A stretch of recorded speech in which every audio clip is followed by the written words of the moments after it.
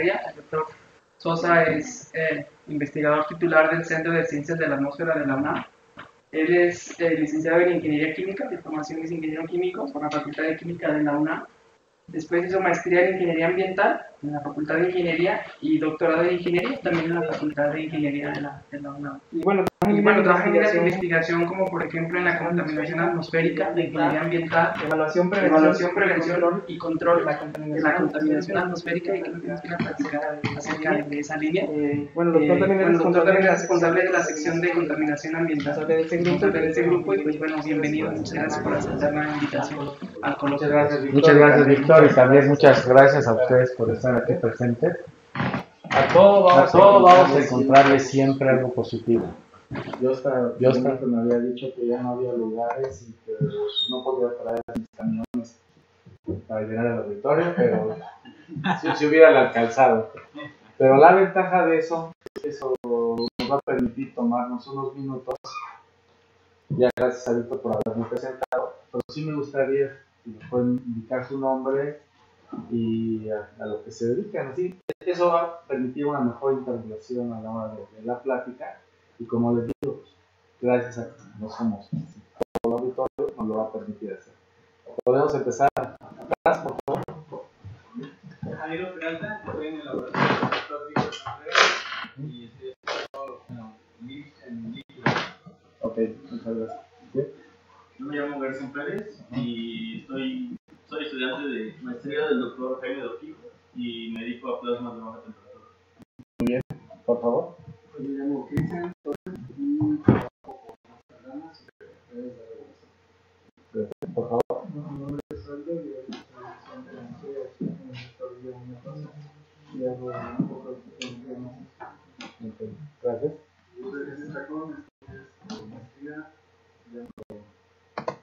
con el doctor Vázquez, estamos en el área de física. Gracias. Por favor. Ok, Roslava, soy alumna de maestría y vine a la plática porque en la licenciatura mi profesor siempre insistía en que hoy no circula, no sirve. Quiero saber si es cierto o no. Te apachurra el estenógrafo. Quito el audio. Vale, por favor. Luis Gutiérrez, estudio vibraciones elásticas en sólidos. Gracias. Por favor. Hicieron un trabajo con el doctor Vázquez, con la mía, pues es también con Roberto Vázquez en cosmología y también con Machine Learning. Bienvenidos. Luis Mochan, trabajo en propiedades ópticas de metamateriales y no creo que funcione en los círculos. Antes a la palabra. Por favor. Yo soy Bernardo Burch, trabajo en Llámalo Óptica y salí del DF en 1985 porque no aguantaba la ciudad. No, pues ahora sí que el tema sobre contaminación pudo haber sido uno de los motivos. Bueno, sí hubo, pero realmente estaba más fuerte entonces que ahora. Muy bien. ¿No? Pues bienvenidos y va a haber la posibilidad hasta de retroalimentarnos. Por favor. Mi nombre es Pablo Sánchez, soy técnico académico de la Sección de Contaminación Ambiental. Y bueno, mi trabajo es con nosotros son cuestiones de meteorología y depósito atmosférico. Celia Herrera, estoy en el área de difusión, encargada de la transmisión en vivo. Por eso siempre me siento hasta adelante, al lado de mi camarita. Pero siempre pongo mucha atención. Víctor Contreras y soy el novato que organiza el coloquio. Trabajo con técnicas ópticas, aplicaciones de espectroscopía e interferometría. Gracias, por favor. Gabriel Vázquez, de aquí, de ICF. Nació en Tlalpan, por soy un poco sordo. ¿No? Y pues hago espectroscopía de moléculas pequeñas en fase gaseosa. En métodos teóricos y he tenido cierto involucramiento con la medición de compuestos por mediciones remotas. Muy bien. Pues es muy interesante el grupo y realmente vamos a hacerlo de la siguiente manera para que sea ameno. Si en un momento dado cuando está hablando alguien quiere hacer alguna pregunta, pueden interrumpir decentemente. ¿Sí?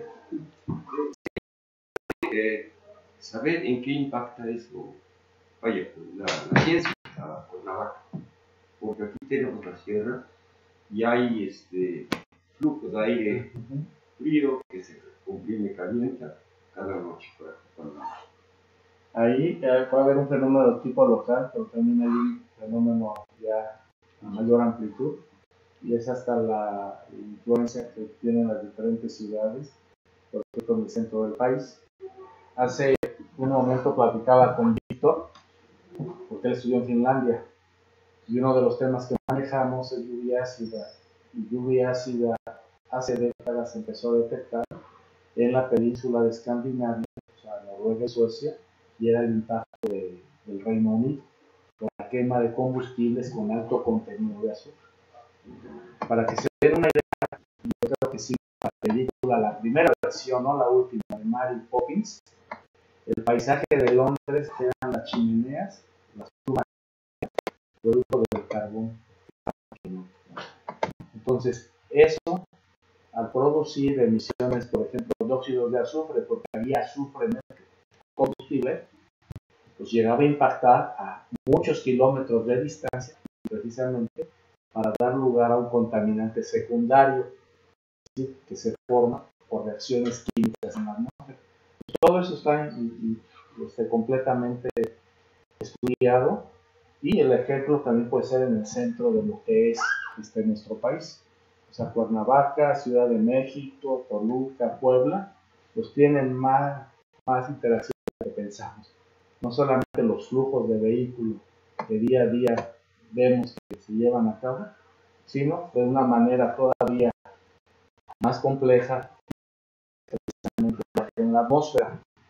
Voy a iniciar con este tema, pero sí les comento que voy a hacerlo de tal manera, manejando décadas de información.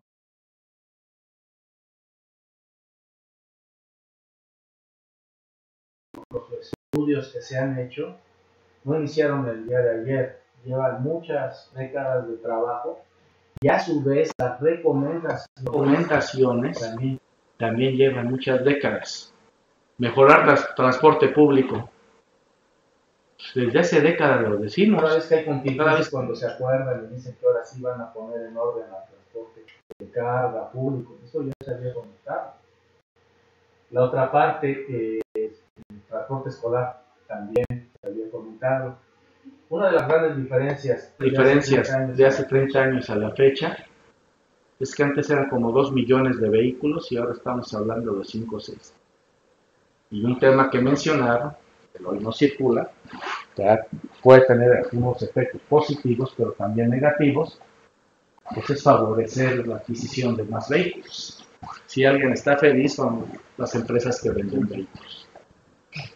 Bueno, empezamos con esto de recomendaciones, y sí quiero hacer énfasis: cuando estamos hablando de contaminación atmosférica es porque se tienen las emisiones. Hay fenómenos de tipo natural, la misma orografía, la meteorología y el clima, que pueden magnificar el efecto de los contaminantes. Sin embargo, hay presencia de estos contaminantes porque hay emisiones, ya sea de tipo natural o antropogénicas, tanto por fuentes móviles como, por ejemplo, aquí las industrias. Pero la contaminación atmosférica no es una caja cerrada. El ambiente tiene muchas interacciones y hay contaminación de agua, contaminación del suelo, tenemos la misma contaminación atmosférica que les comenté, y en el tratar de controlarla podemos estar llevando los contaminantes de un lugar a otro. A su vez estos reaccionan y hay una interacción muy grande con el clima, y no solamente a nivel de lo que es la Tierra, sino hay influencia, por ejemplo, hasta del Sol. Y en este caso, si tenemos diferencias en temperatura en el día estacional a lo largo de muchos años, pues para empezar es aquí por el Sol, y agréguenle ahora los gases de efecto de invernadero, pues pueden llevar a que este efecto sea todavía más grande. Entonces, aquí lo importante es que vean que en todo esto está interaccionando y poco a poco nos vamos a ir aterrizando a lo que es el problema de lo que es contaminación atmosférica. Vamos a hacer un poquito de viaje en el pasado.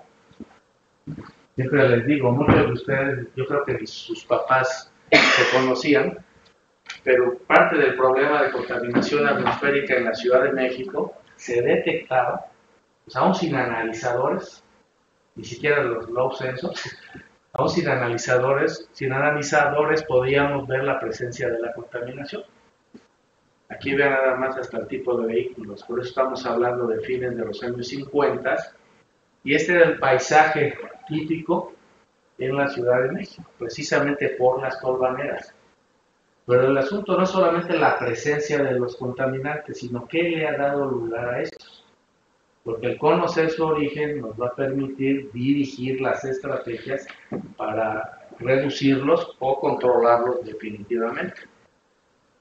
Estas tormentas de polvo, ¿por qué creen que se daban en la Ciudad de México? Yo creo que todos estamos un poquito familiarizados con la Ciudad de México.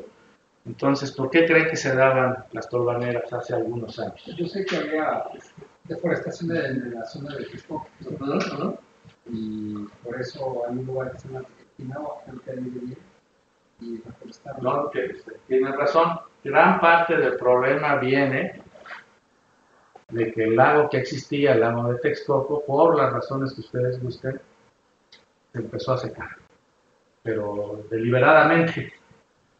Pero la naturaleza regresa. ¿Por qué creen que hay inundaciones? Que se inundó la llegada al aeropuerto, que Río Churubusco, Río Consulado, hasta el nombre lo dice de las calles, eran ríos. Entonces, pues no es nada raro, o sea, no es un fenómeno, realmente yo diría atípico lo que estamos dando. Lo que no es atípico es que los políticos lo atiendan, o sea, deben ir a las raíces del problema. ¿Y dónde empezaron? Esta es la gran Tenochtitlán. Ya ni siquiera estoy hablando de los gobiernos de este siglo o el anterior. No se preocupen, estoy echando la culpa a los aztecas. Llegaron, se asentaron en medio del lago. ¿Por qué? Porque les dijeron, no los queremos aquí, asiéntense ahí, ya sabemos que no se van a poder desarrollar tan fácilmente, está muy difícil esa zona, pero ahí se creó ahí fue originariamente la Ciudad de México. Si en ese entonces les hubieran pedido un estudio de impacto ambiental, a lo mejor pues lo hubieran tenido que cambiar la ciudad, ¿no? Váyanse por acá, por otro lado. Pero aquí se inició. ¿Qué ha ocurrido a lo largo de los años? Pues que el lago de Texcoco ha desaparecido. Y le hemos ayudado bastante, y a la fecha prácticamente no existe. Y lo más que existe es un vaso de agua muy grande, relativamente grande, que es el Nabor Carrillo, pero es lo poquito que hay que ver.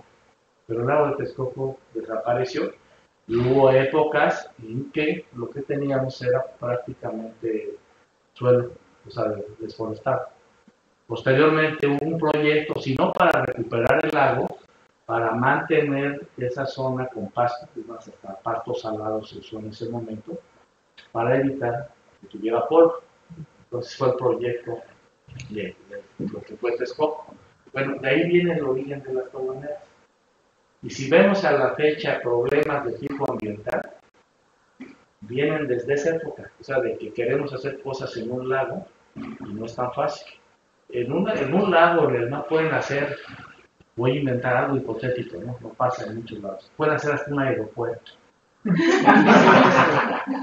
Pero lo caro va a ser mantenerlo, y año con año están invirtiendo mucho.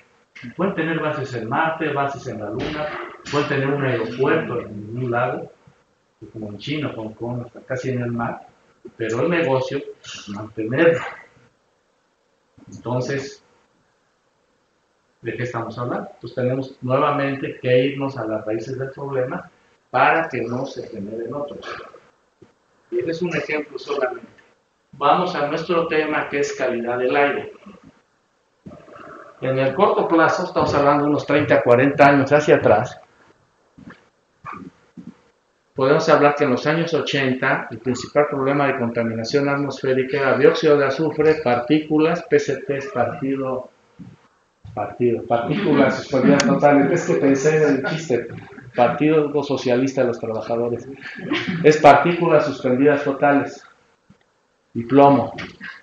En este momento, las organizaciones civiles empezaban a organizarse y también las investigaciones en el sector médico, y una destacada investigadora en toxicología, la doctora Lidia Albert, empezó a hacer los primeros estudios de metales en el cabello de los niños, y encontraron niveles altos en escuelas de la zona de Polanco.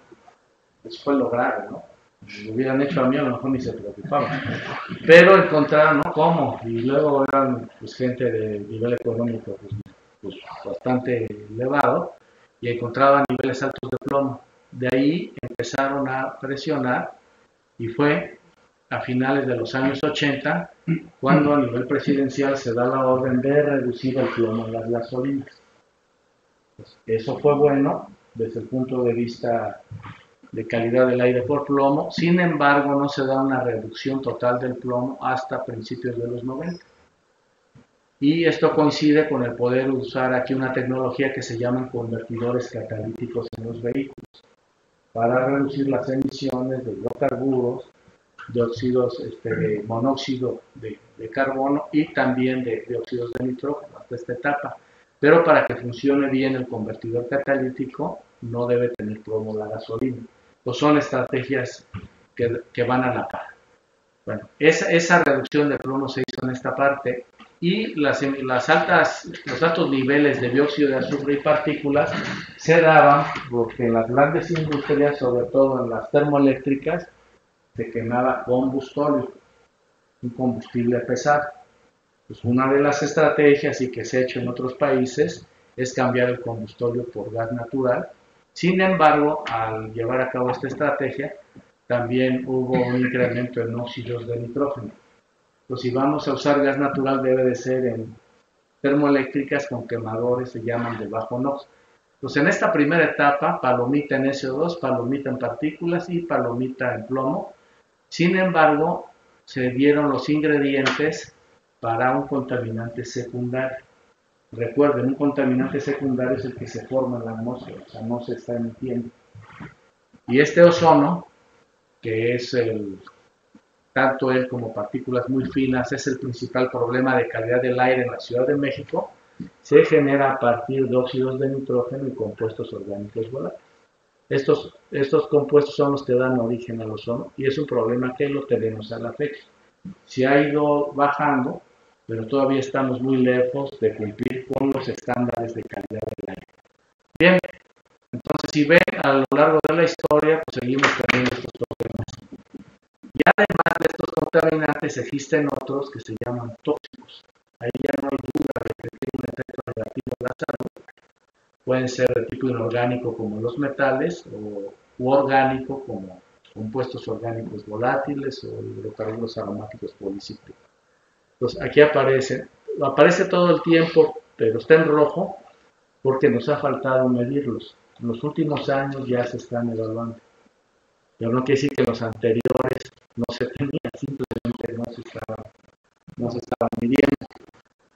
Siguiendo analizando lo que es la zona metropolitana de la Ciudad de México, es un reactor donde tenemos industrias, muchísima gente, bastantes vehículos, y las condiciones que la naturaleza nos está dando y que pueden favorecer la formación de contaminantes. Por ejemplo, altitud 2.200 metros, 2.240 metros sobre el nivel del mar.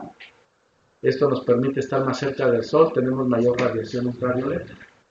Esta radiación cataliza la formación también del ozono. Pues aquí es donde estamos, y en algunos momentos este reactor también se abre y hay interacciones más amplias. En el caso de partículas, y ya que mencioné las condiciones naturales de la Ciudad de México, algo a que nos enfrentamos es que estamos localizados en una ciudad elevada, 2.240 metros. Esto implica una gran diferencia y sobre todo en la combustión, tanto en industrias, tanto en industrias como en vehículos.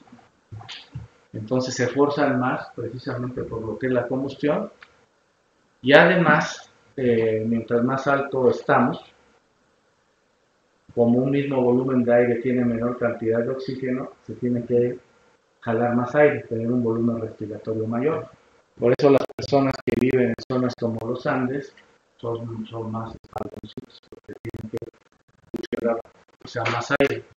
Y este problema de la altitud lo encontramos en diferentes ciudades a nivel mundial. México no es la única, pero hay lugares, por ejemplo, La Paz a 3.600 metros, La Paz, Bolivia, y el aeropuerto está en el Alto Bolivia a 4.000 metros. Esta es la altura de la notificación. Entonces son problemas de tipo físico que no podemos modificar, sin embargo hay que tomarlos en cuenta hasta la hora de establecer las diferentes normas de calidad del aire, dependiendo del sitio en donde nos estemos encontrando. Bueno, regresando al caso de la Ciudad de México y lo que les comentaba que ocurrió en los años 90, hubo una reducción de plomo en la gasolina.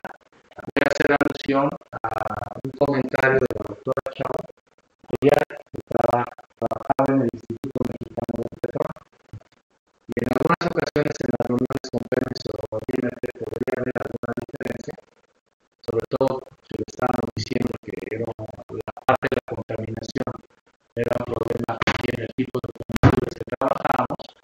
Aquí la doctora Chao fue muy imparcial en este sentido y comentó: las crisis actuales se deben a que le damos solución correcta al problema equivocado. Se le reduce el plomo a la gasolina, pero todavía no se contaba con convertidores catalíticos. La forma de compensar el octanaje que daba el plomo a la gasolina a través del filtrativo de plomo fue con hidrocarburos aromáticos y hidrocarburos que son en un momento dado más reactivos y a la hora de quemarse también lo son. Los ingredientes muy importantes para que se formara el ozono. Y aquí revisamos lo que ocurrió en los 80. Se disparó el ozono en la Ciudad de México, las industrias eran prácticamente las mismas, el número de vehículos, las condiciones naturales pues, no cambiaron de la noche a la mañana, pero estos son los cambios que se tuvieron: la reducción de plomo en gasolina y el cambio de combustóleo a gas natural. Y por eso se tuvo el ozono. Si ustedes entran a internet y pueden ver cuál es la calidad del aire y cómo ha evolucionado esta con respecto a ozono, en la Secretaría de Medio Ambiente del Gobierno de la Ciudad de México. Sin embargo, la información que se está manejando es del año 90 a la fecha. Más adelante también les voy a presentar esto. Pero estamos viendo la mitad de la película. Si vemos de los años 80 hasta los principios de los 90, y esta es información de la Secretaría de Medio Ambiente del entonces gobierno del Distrito Federal, en todas las zonas se vio el incremento del ozono drásticamente. Entonces, si queremos plantear las estrategias para reducir en este momento el problema de contaminación atmosférica, no nos podemos olvidar qué fue lo que pasó. Es un problema de combustión que involucra tecnología automotriz, tecnología industrial, que involucra calidad de combustible y actualmente hasta movilidad vehicular. De nada me sirve tener el mejor vehículo, el mejor combustible, y tengo millones de vehículos prácticamente en un estacionamiento. Y la Ciudad de México no solamente el caso, hay ocasiones que también hay que acordar para el toque. No se diga en fines de semana, todo el mundo quiere ir a Rasquetero, es un problema ya bien localizado. Aquí observamos la información de combustibles que se están manejando actualmente en la zona metropolitana de la Ciudad de México y cómo están distribuidos dependiendo del tipo de vehículo. Y esto ha ido incrementando.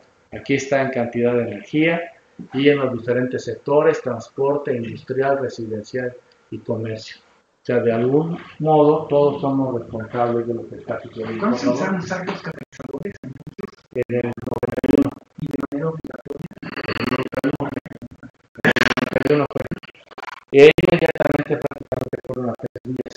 O sea que tanto llevan a la oxidación de hidrocarburos y el monóxido de carbono, y la parte de reducción, que es los óxidos de nitrógeno a nitrógeno molecular. Ya que se dio la pregunta de los convertidores catalíticos, actualmente se ha detectado un problema con los convertidores en la parte de reducción, porque no lo llevan solamente a N2, a nitrógeno molecular, pueden llevar la reducción hasta amoníaco. Y es otro tema que manejamos, que es el principio atmosférico, y medimos, por ejemplo, amonio, que es la fase reducida del nitrógeno, amonio en agua de lluvia, pero en aire ambiente también se ha visto que hay incrementos de amoníaco. El amoníaco no se mide de manera rutinaria en las redes de monitoreo, porque no es contaminante ligero. O sea, no hay norma oficial mexicana. Pero es algo nuevo y se da precisamente por los convertidores catalíticos. Bien, pasamos ahora a otra situación, que es la orografía. Ya sabemos que es una cuenca prácticamente cerrada. Aquí tiene la apertura en lo que es el norte, y de ahí también nos lleva unos vientos dominantes de norte a sur. Desde un punto de vista ambiental, la industria no pudo haber estado localizada en peor lugar. En términos técnicos científicos. Aquí está, disponibilidad de materia prima, recursos, vías de ferrocarril, carreteras. Era la ingeniería utilitarista que manejábamos en ese momento y funcionaba. Pero cuando ya manejamos el aspecto ambiental, entonces no lo habíamos puesto aquí necesariamente. Aquí hay más información, y esta es la de la Secretaría de Ambiente de la Ciudad de México, y es la última que me pasaron. Y viene la información del número de vehículos, tanto para el Estado de México, el usuario conurbada, como en lo que es Ciudad de México. Entonces sí se ha visto un incremento en los vehículos que emplacan en el Estado de México. Pero hay que hacer un estudio a conciencia. Uno son los vehículos que están circulando en determinado lugar, y otro es donde están emplacados. Por muchas razones, a lo mejor en un lugar se pasa por la verificación, en otros no pasan presencia. Es más, creo que tengo vecinos o gente muy cercana que también vienen a emplacar al Estado de Morelos. Más ahorita que tenemos la camioneta, a ver si la podemos. Sí, bueno. Aquí es un resumen de lo que ha ocurrido en la Ciudad de México a lo largo de los años. Vean, esta es información oficial. De 86 se ve el incremento, y en los 90 es ya cuando se detiene. Estos son los niveles de concentraciones de ozono y diferentes estrategias que se han llevado a cabo en diferentes momentos. Aquí estamos hablando, el Hoy No Circula, el programa Hoy No Circula inició con uno que se llamaba Un Día Sin Auto, que fue voluntario y fue propuesto por asociaciones civiles. Entonces, de voluntad, le daban la cartomanía a una persona, la pegaba en su carro, y no circuló lunes, martes. Algunos lo respetaron, no sé qué, pero la gran mayoría se tenía todas las cartomanías, se la ponía en su carro y circulaba todos los días. Esto no funcionó hasta que fue obligatorio. En su momento era por emergencia, no había una medida efectiva directa a las industrias o los vehículos para reducir los niveles de contaminantes. Todo lo que vieron más fácil era que circularan menos días, pero fue una medida de emergencia. Uno de los problemas con el Hoy No Circula es que una medida de emergencia la tiene el Parlamento. Aquí son diferentes estaciones de monitoreo. Tlaxcala de Pantla, Neres Merced, que está en el centro, y Pérez Pedregal. Es una estación en el norte, en el centro y en el sur, y vean que se tuvo el mismo comportamiento. Es interesante la observación porque si se fijan, la que está en el sur es la que presenta mayores concentraciones. La zona metropolitana de la Ciudad de México presenta vientos dominantes del norte a sur. El ozono es un contaminante secundario. Hay que darle tiempo a que se forme. Por eso en la zona sur es donde hay más niveles de este contaminante. Yo antes salía a correr allá en el Ajusco o cerca de CEU. No, pues ya desde hace 30 años que he visto esto.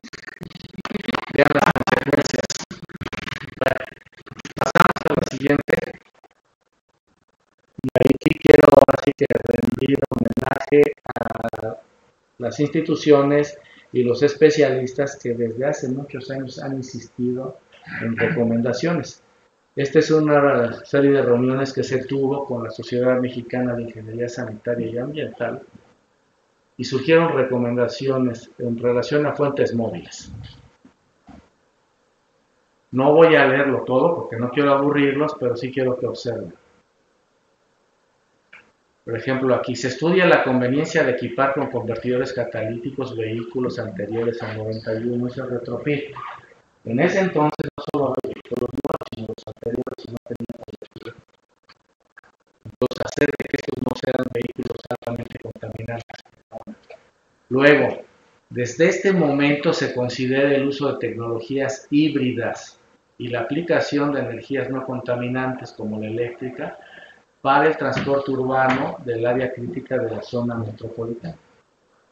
Fue en el 91, hace unas semanas, ¿verdad?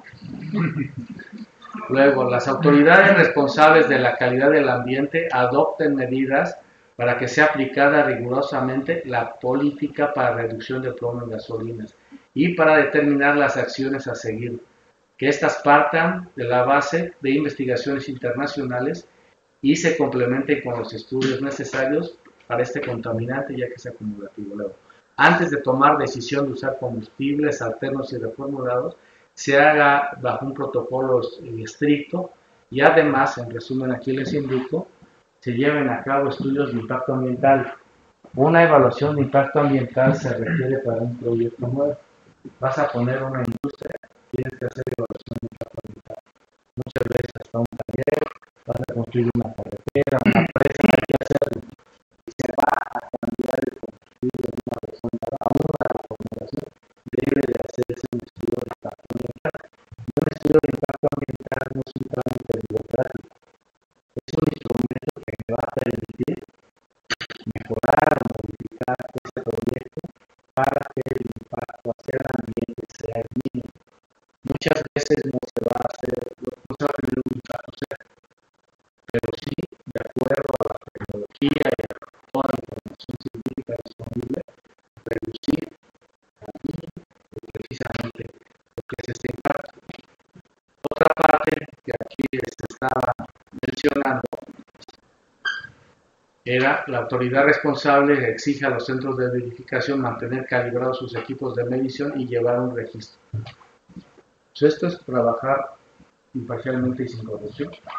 Se sigue luchando todavía en ese tema y a lo que se ha dado cuando esto no funciona es a una falta de credibilidad por parte de la ciudadanía, porque dicen a nosotros sí nos exigen y a otros no. Les mencionaba, reducción de emisiones en fuentes móviles es tecnología automotriz, combustible y vialidad.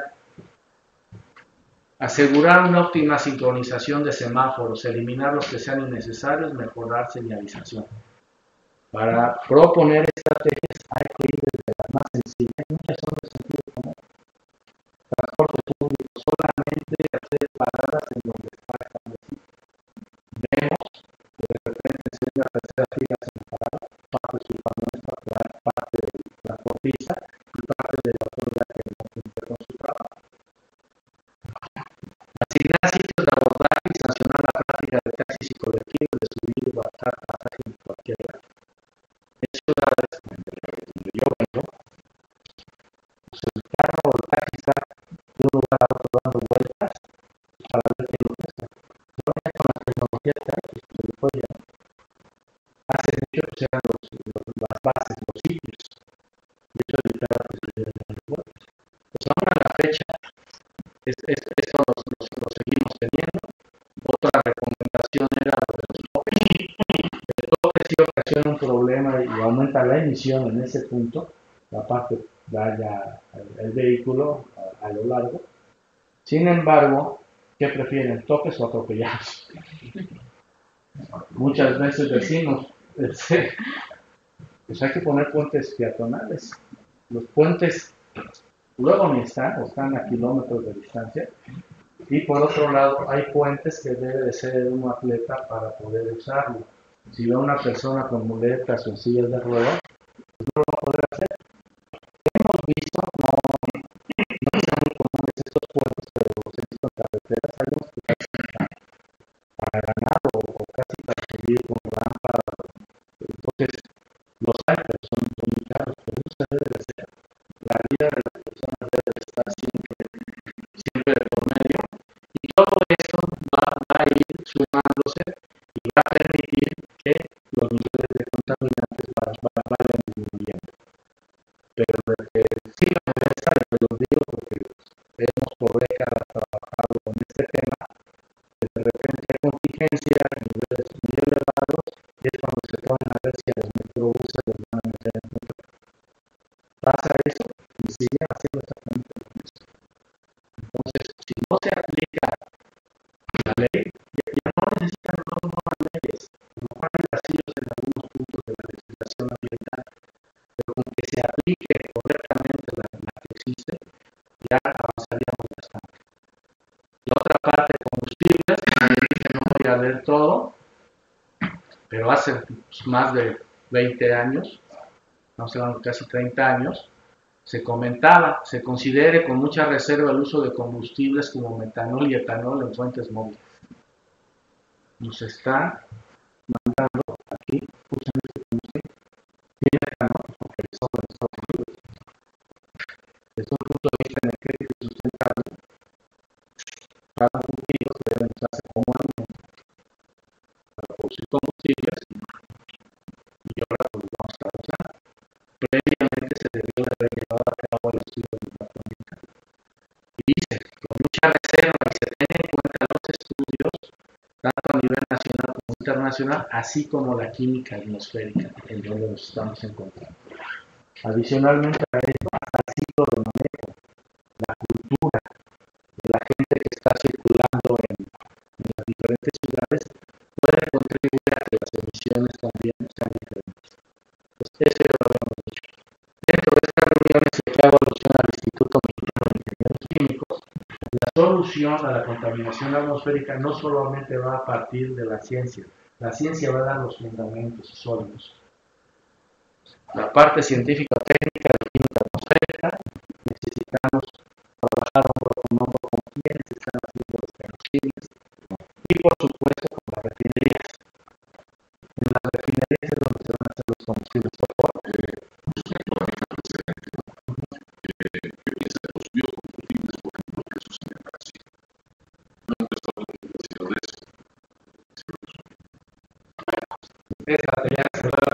¿Cuál es el principal biocombustible que se maneja en Serbia? El petróleo, ¿no? Porque me enseñaron que lo que usábamos aquí en Brasil tuvimos un contacto de investigación en química atmosférica y Brasil es un laboratorio, así como la Ciudad de México, para carbonilos. Los carbonilos se tienen en la atmósfera, por ejemplo, la seta de hilo cuando se quema etanol. ¿Por qué se debió? Hace años, Inglaterra ayudó a Brasil a exploraciones petroleras y le dijeron que no tenían petróleo. Sin embargo, en acuerdo con grandes grupos de poder en Brasil que tenían los terrenos, marcas Amazon, que tenían los terrenos, vamos a cultivar caña y de la caña luego se produce el alcohol y se puede usar como combustible. Décadas después, Brasil hizo exploraciones, se creó Petrobras y encontraron petróleo de mar. Pero toda la parte que venía atrás, y también le dieron el enfoque ambiental, es un producto renovable, la caña de azúcar, vamos a hacer alcohol, y se utilizó como combustible alcohol al 100% y también instalado con gasolina, y en vehículos que no tenían convertido catalítico. Entonces, Sao Paulo, Río de Janeiro, Brasilia, pues fueron ciudades y laboratorios muy interesantes para la química que se conoce de carbón. Si quemamos etanol, se va a acetaldehído. Si quemamos metanol, se va a formaldehído. Pero lo que debemos hacer, nos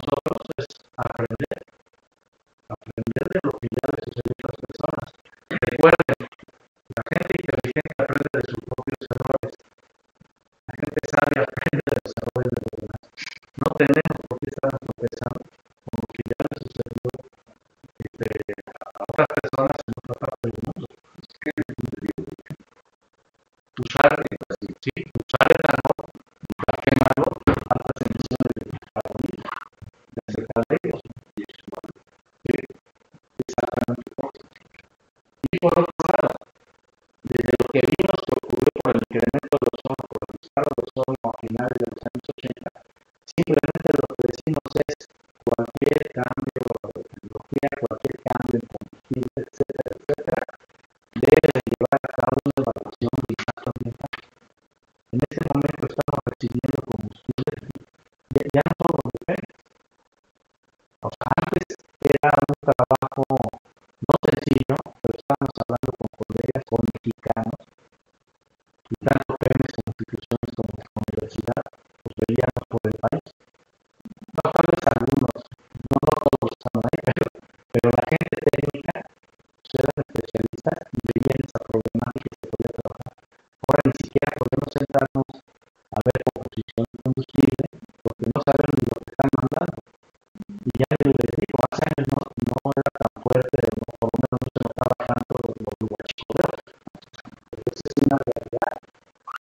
Entonces, si queremos ver composición de combustible, qué actividad ocasional, qué más es, y de repente no sé ni siquiera qué combustible estoy mandando, es una problemática muy fuerte. Pero tenemos que ir superando para que podamos aplicar todo lo que les he comentado y tener una mejor calidad de aire. Por favor. Con esto, de acuerdo aquí, bueno, ya está varias medidas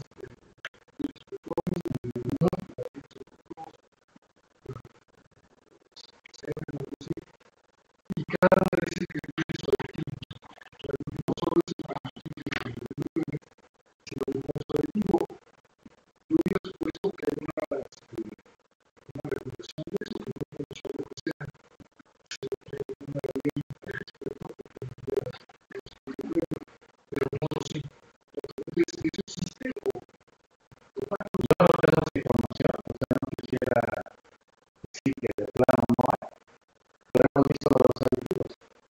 Los aditivos es un negocio desde los altos niveles que lo tiene que vender ahí y el humilde despachador que está tratando cómo aumentar las proteínas y venderlo como verlo, pero hasta donde sé no está normal. Desconozco, más de no sería mi campo, pero no sería muy optimista en ese respecto cuando ni siquiera sabemos exactamente qué gasolina nos están vendiendo. Y a veces los litros no tienen litros. Entonces debemos de empezar con todo eso. Manejo este esquema porque toda la parte de ambiente, en este caso contaminación atmosférica, está ligada a muchos aspectos. Este es el aspecto ingeniería. Y ya que tomamos la parte de los combustibles, estos combustibles de raíz, por supuesto que debemos hacerlo mejor, de una manera eficiente, para que no digan que nos conviene más importar que producirlos aquí en nuestras refinerías. Si no fuera algo positivo, pues no existiría refinería. Y si nos preparamos para hacer ingeniería, este es un reto muy importante para que no solamente gasolina se haga en nuestro país, sino pues muchísimos otros productos. Lo que estamos haciendo es producir naranjas y mandarlas al extranjero y nos lo venden multiplicando su valor de dulces. Entonces, yo quiero que quede claro esa parte, pero por supuesto, cuidar estos proyectos vigilando el aspecto ambiental. La parte ambiental debe ser determinante, pero impulsar el desarrollo en esa zona del país que repercutiría en todo el país. Aquí simplemente es un resumen de las estrategias que les comenté, que se hicieron en las reuniones del Colegio de Ingenieros Químicos y también con el Instituto Mexicano de Ingenieros Químicos, y quiero resumirles en esto. No me gusta leer, siempre digo que no se trata de venir aquí a hacer karaoke, pero sí es importante que lo veamos de esta manera. Aquí se reconoce que la contaminación es un problema bastante complejo, no hay soluciones únicas, ya vimos cuáles son las que podríamos estar tomando en cuenta, y además que de manera aditiva estas pueden ir mejorando lo que es la calidad del aire y por supuesto se deben evaluar continuamente. Uno de los problemas a los que nos hemos enfrentado es que las estrategias se plantean bajo nuestro sistema métrico sexenal. Y además de este sistema métrico, muchas veces los tres niveles de gobierno no hablan el mismo lenguaje. Dicho de otra manera, son diferentes partidos. En este momento ya no sería un perfecto. Tenemos desde el gobierno local, estatal y federal, todos son modelos, ¿no? Hacemos así, entonces, ya no es pretexto para no poder hacer las cosas. Luego, la otra recomendación, hacer evaluaciones de impacto ambiental para cualquier medida. Nuevos combustibles, programas restrictivos de tránsito vehicular. Es decir, la evaluación de impacto ambiental se debió haber hecho para el mismo y no circula. ¿Sí? De 5 vehículos, 4 circulan, 1 descansa, baja 20% la contaminación. No es cierto, porque no pasa actividad. Muchas veces con el mismo vehículo vas a tener que hacer la misma actividad que haces antes con dos. Me refiero, por ejemplo, a una pareja que tiene que llevar a los niños a la escuela. O al rato mejor te compras 2 o 3 vehículos viejitos. No sé, pues hay muchas estrategias que se fueron dando alrededor de esta medida cuando la hicieron permanente.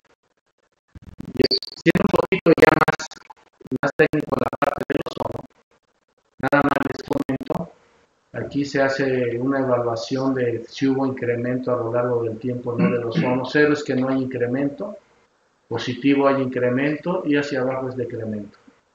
Aquí lo que encontramos son que diferentes intervalos de concentración han aumentado a lo largo del tiempo y otros han bajado. Las concentraciones pico se han disminuido, o sea, las altas concentraciones, pero las concentraciones intermedias se han aumentado. Esto se le llama efecto pistón. ¿Y en qué consiste? Imagínense un pistón para llenar un balón o para llenar la llanta del vehículo. Al principio es fácil, pero conforme van aumentando la cantidad de aire, pues también se requiere más presión y cada vez va a ser más difícil. La ingeniería de control, cuando estamos muy mal, controlar la contaminación al 50-60% tecnológicamente es fácil. Luego ya del 60 al 80 cuesta más trabajo, del 80 al 90, del 90 al 95 va a ser todavía mucho más difícil. Entonces a lo que se refiere lo que es el efecto pistón. Y en el caso del ozono, aunque se han bajado las concentraciones pico, las concentraciones intermedias que han incrementado están por arriba de las normas de calidad. Ese es el problema. ¿Mande? Esto es concentraciones. Estas son concentraciones aquí contra la variación relativa para detectar si ha habido aumento o decremento. Hay otras gráficas que sí muestran la variación horaria del ozono y es una gráfica gaussiana porque está catalizado por la radiación ultravioleta. Pero en esta gráfica simplemente lo que quiero ilustrar es que ha habido incremento de ozono en los niveles intermedios, pero aún estos niveles son elevados. Aquí es otra ilustración, a lo mejor esto también nos ayuda, en donde se ve la frecuencia de horas aquí por año. De 88, fíjense, aquí se ve el incremento, 90, 91 fue el pico. Aquí iba subiendo y después sigue a bajar. Les comento, cuando hablamos de contaminantes atmosféricos hay que conocer el límite máximo permisible de exposición. En el caso del ozono nos está indicando que es máximo en una hora, pero no más de una vez al año. Aquí quiere decir que 358 veces excluimos arriba de la norma. Entonces esto es, ya con una vez, o sea, con 2 horas arriba de la norma en un año ya estamos mal. Y después hubo un incremento, pero la norma se hizo más estricta, por eso hay mayores niveles. Aquí rápidamente les voy a explicar. Estamos hablando de la zona sur en la estación Pedregal de la Secretaría de Medio Ambiente. Cada uno de los colorcitos nos está indicando los días de la semana y los bloques van por año. Cuando el hoy no circula se apretó, se veía o sea, en parte alguna disminución, pero los sábados se notaba altas concentraciones. Entonces esto llevó a que los tomadores de decisión también los sábados se aplicara el hoy no circula. Pero el problema del hoy no circula, o sea, perdón, de los altos niveles de ozono el sábado, no solamente se debía a las emisiones de ese día. Hay un efecto que se llama el efecto pachanga. ¿No? El efecto pachanga se ve que las altas emisiones de contaminantes y de los precursores de ozono se dan los viernes. Por eso es el efecto pachanga. Los viernes en la noche aumenta considerablemente. Y si empezamos a separar desde quincena, el día del fútbol, el día de no sé qué, entonces también va aumentando. Después, debido a presión de la ciudadanía, de que se ha hecho más estricto el programa no circula aún hasta los sábados, se liberó y entonces nuevamente se ve este incremento en los niveles. Es muy importante que esto es la estación Pedregal. Si hacemos esta evaluación para una estación que se encuentra en el norte de la ciudad, en el centro, completamente diferente, y luego para la estación Plata, que está a la salida de Navarra, los sábados incrementa constantemente, porque como les comenté hace un momento, y a ustedes también les toca vivir, pues los sábados hay una invasión, digo con todo respeto, de Chilangolandia para Panamá. Entonces, es algo que no podemos explicar. Luego, aquí son los números de días en 155, que es el nivel de disparo de la contingencia. O sea, cuando ya el gobierno está alerta y ya toma medidas más estrictas para que los niveles no aumenten. Y observamos que a lo largo de los años estos niveles pues, se han ido reduciendo. Esto se dio porque precisamente en 2016 y luego en 2017, al presentarse contingencias, la gente estaba alarmada y hasta decía que la contaminación había aumentado considerablemente porque antes no se tenían las mismas contingencias. O sea, esta está referida al valor de 155. Lo que sucede es que en 1990 teníamos pocas contingencias, pero el valor era todavía más alto. Aquí lo que estamos haciendo es aplicar el mismo valor que actualmente usamos hacia atrás. Si eso lo hubiéramos aplicado en 1990, pues más de la mitad del año hubiéramos estado en contingencia. Y estar en contingencia ya es una problemática hasta de tipo político. Aquí ven la evolución de los valores de ozono. En el año 2011 a la fecha ya se han mantenido y hasta ligeramente están incrementando. Y si comparamos con la norma de calidad del aire que está en 95 partes por millón, todavía dista mucho de que la podamos cumplir. Entonces es un reto muy importante. ¿Por qué ha bajado? ¿Qué es lo que sí se ha hecho bien? Lo que se ha hecho bien es el programa de verificación del lugar, monitores estadísticos. Actualmente todos los vehículos tienen consentidor estadístico.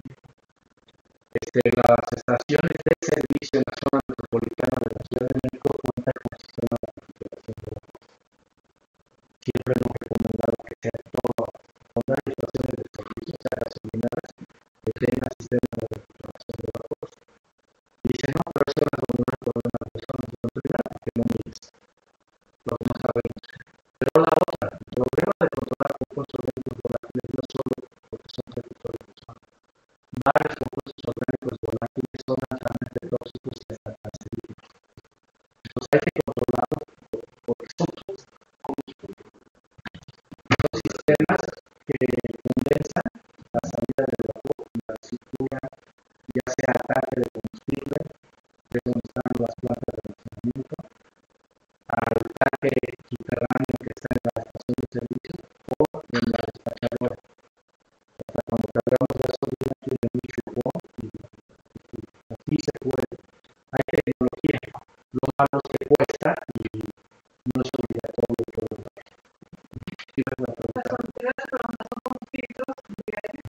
Más que filtros son sistemas de condensación. Que lo regresan. Los filtros servirían para partículas que tienen un tamaño determinado y el porte lo detiene, pero los compuestos orgánicos volátiles son gases. No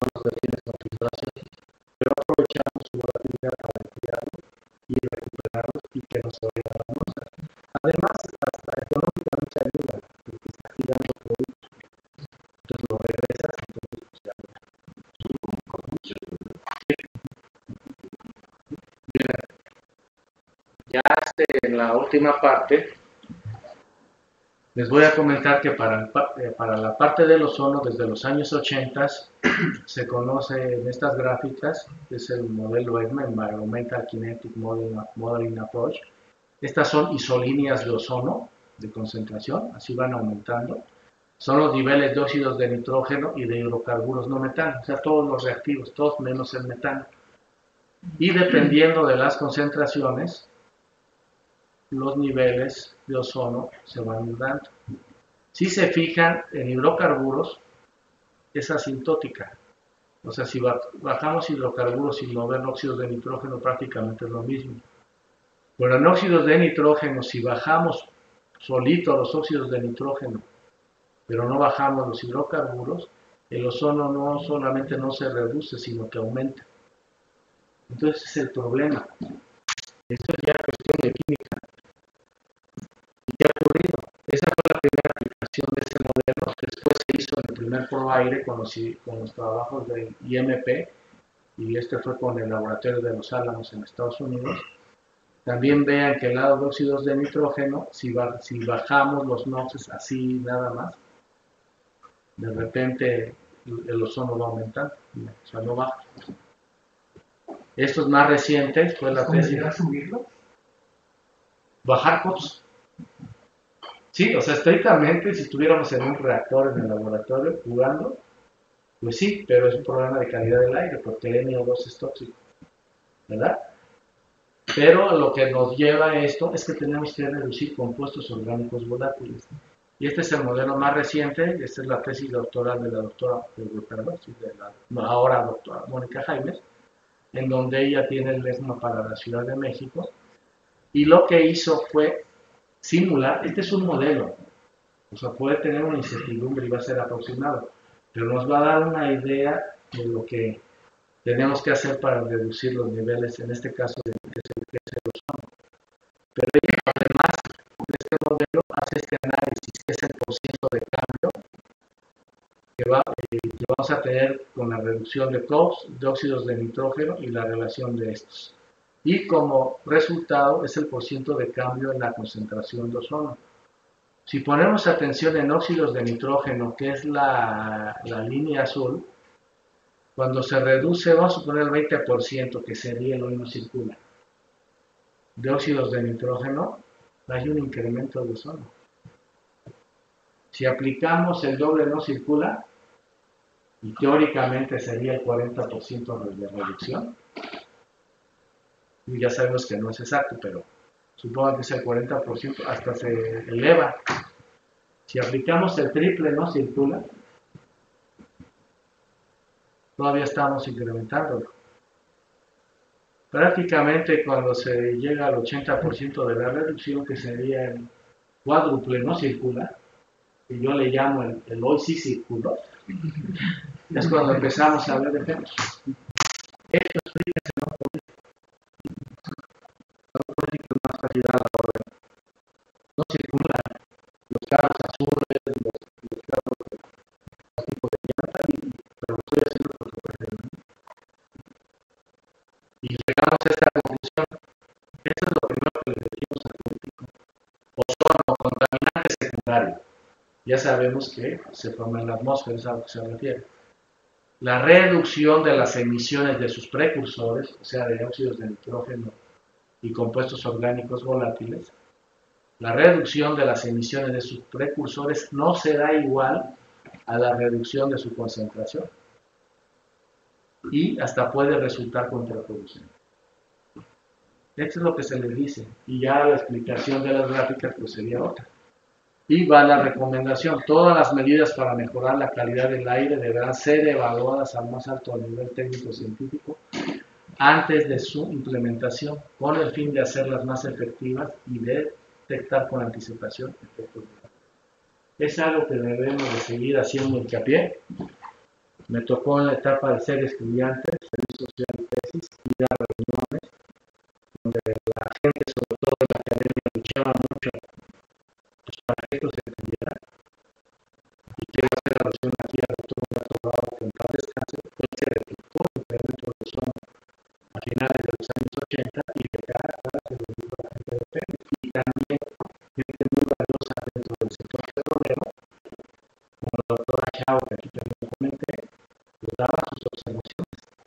Pero lo preocupante de esto estamos hablando aquí en los 80, ¿verdad? Y parece que no nos han escuchado en muchos lugares. Otra parte con relación a COPS y también por las preguntas que ya hicieron relacionadas a los sistemas de recuperación de vapores. Establecer primero normatividad para compuestos atmosféricos tóxicos, porque no la tenemos.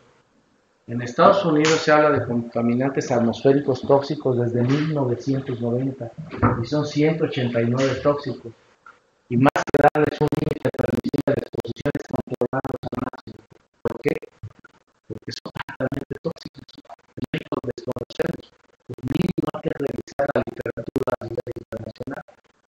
Vigilar el cumplimiento de la relación de la operación de los sistemas de recuperación de vapores. Puede estar la tecnología instalada, pero si no está operando continuamente, de nada nos va a servir. Lo mismo los convertidores catalíticos que todos los vehículos ya poseen. Luego, toda estación, como les digo, a nivel nacional debe tener los sistemas de recuperación. ¿Por qué? Porque los compuestos orgánicos no solamente son precursores de ozono, sino que son altamente tóxicos. Y muchos de ellos vienen a la mente de los cancerígenos. Como la señorita aquí despachando, porque todavía más de lo que pasó de la mujer, sobre todo porque hay efectos que a nivel tan avanzados, o sea, productivos de bebé. Entonces, es típico. Cuando se platicaba sobre el nuevo sistema de distribución de gasolinas en nuestro país, tuvo la posibilidad de que las empresas transnacionales, con el propósito de reducir gastos, pues usaran lo que se llama self-service, autoservicio. Y prácticamente países desarrollados nos encontramos para la estación de servicio, solitos cargan, nada más le avisan ante la caja, puede llevar la contabilidad y paga inmediatamente, la exposición se reduce. Estamos hablando de minutos. En este caso, es gente humilde que está expuesta a veces a más de 8 horas a estos compuestos orgánicos tóxicos, porque además viven a propinas. No quiero decir que sea exclusivamente a propinas, pero si reciben un salario, una parte muy importante para que lleguen a su casa es precisamente la propina. Cuando se iba a dar el cambio de las estaciones de servicio, no era solamente la parte técnica y la parte ambiental, sino la parte económica y la parte social. Les iban a decir, tengo una noticia buena y una mala. La buena es que ya no te vas a exponer a compuestos orgánicos volátiles tóxicos y contaminantes. La mala es que te vas a quedar sin chamba. Entonces yo creo que las mejores decisiones las toma la gente con conocimiento. Entonces hay que dar esta información a la gente, a los tomadores de decisiones, pero para que tomen las decisiones adecuadas, desde un punto de vista de que proteger la salud. Y ahí viene parte técnica, parte económica y desarrolladamente hasta aspectos políticos. Otro punto, ya casi para terminar, medidas de orden en el sistema de transporte público. O sea, no se vale que tengamos combis, microbuses, camiones, metro y todo circulando al mismo tiempo. Debe de existir una jerarquización y sobre todo un orden dependiendo de las zonas en donde nos encontremos. Prácticamente los vehículos de transporte público de baja capacidad lo estamos recomendando para zonas de la granja, de montaña, donde no va a poner todos, que son un sistema eléctrico. Pero no se va a detener toda esta distancia y por supuesto que las paradas sean exclusivas, o sea, no que estén parando en segunda, tercera fila y ocasionando problemas. Hace años también que nos reuníamos con gente, como presidente de diferentes comités para las sugerencias, hablaban por qué no se ponen las paradas de los camiones, los horarios, el camión a qué hora llega y a qué hora se va. He tenido oportunidad, como varios de ustedes, de viajar a otro país y hasta ver los letreros que a la 1:15 pasa el camión y a la 1:17 se va. Hasta llego yo a llegar el camión si no lo nada. Y en eso de vuelta, aquí en México se puede. A lo mejor dentro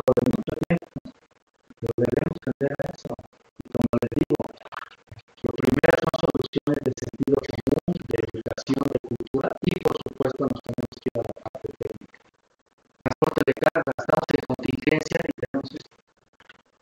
Ahora, como es cerrado de puerta, hay vehículos que se quedan en caseta y tienen productos perecederos, y voy a aplicar la ley, tú te van a cubrir los pollos y las verduras. O sea, hay que hacerlo de una manera coordinada, pero tampoco se va a hacer. A mí me tocó ver en contingencia un tráiler doble remolque, que hasta por seguridad ni siquiera podrían estar circulando en zona centro, a veces en autopistas. Pero esto no es fantasía, no es amarillismo. Aunque luego muchos me tachan de eso, ¿no? Pero la parte del transporte público y la del transporte de carga es algo que se debe controlar desde hace tiempo. Esto es lo que tenemos, podemos tener segundos pisos, terceros pisos, y la solución no se va a dar si no es de raíz. Y medidas tan estrictas como hoy sí circulo, pues sí se pueden dar, pero esto es simplemente momentáneo. Y aunado a esto, luego no nos percatamos o no nos queremos, o hacemos como que no nos damos cuenta, pero el mismo programa no circula, pues afecta y hace más crítico el transporte público. Esta no es una imagen atípica, ¿verdad? Como ya todo lo que no está en nuestro control es atípico, esta no es una imagen atípica, esto es lo que ocurre día a día en el sistema de transporte colectivo de la Ciudad de México. Pues estamos nosotros para dar medidas prácticas y resolverlas de la mejor manera. Y una de las formas es con una planeación, esto le llamamos objetivos de calidad ambiental, la situación actual, la normatividad que debemos de cumplir e ir de manera escalonada, y la fortaleza a estos escalones se lo va a dar la ciencia y la tecnología. Como les dije, muchas veces queremos, por lo menos en un plan teórico, es ir de aquí hasta acá en 6 años. No es posible, tenemos que ir de manera pausada. Y ahora sí que sí se puede. Esta es la ciudad de Pittsburgh, no nada más por ser fan de los estilos, pero la ciudad de Pittsburgh en los 20, en los 50 y actualmente. Y ya esto es nada más para que vean todo lo que les estoy preparando.